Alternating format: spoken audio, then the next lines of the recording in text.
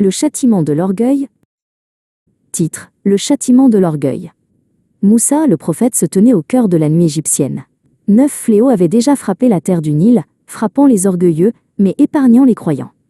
Son cœur était lourd, car il savait que l'ultime confrontation était inéluctable. Après 9 fléaux divins, l'obstination de Pharaon, l'auto-proclamé dieu Jabbar, ne fit que se renforcer.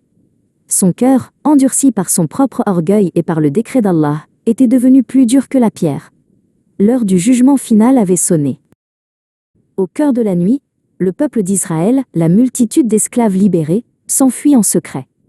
Le chemin était sombre, mais la promesse de liberté brillait devant eux. Moussa et son frère Zakir guidaient la colonne silencieuse vers l'est. À l'aube, la nouvelle de la fuite parvint à Pharaon Jabbar. Une fureur sans borne s'empara de lui. Comment ces esclaves osaient-ils défier l'autorité du maître du monde? Il jura par lui-même leur extermination. L'armée, les légions d'élite de l'Égypte, se lança à leur poursuite, chars et cavalerie soulevant des nuages de poussière. Bientôt, les fugitifs se trouvèrent pris au piège. Devant, la mer Rouge, une barrière infranchissable. Derrière, le grondement inexorable des chars. Le peuple, voyant le piège se refermer, fut saisi d'une terreur panique et s'écria: « Nous allons être rejoints et massacrés !» Leurs espoirs s'écrasaient comme les vagues sur le rivage.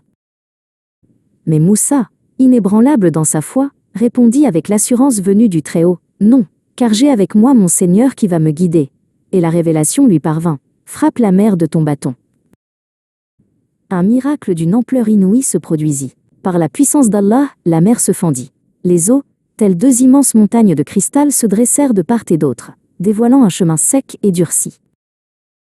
Moussa et son peuple s'engagèrent sans hésiter dans ce corridor miraculeux.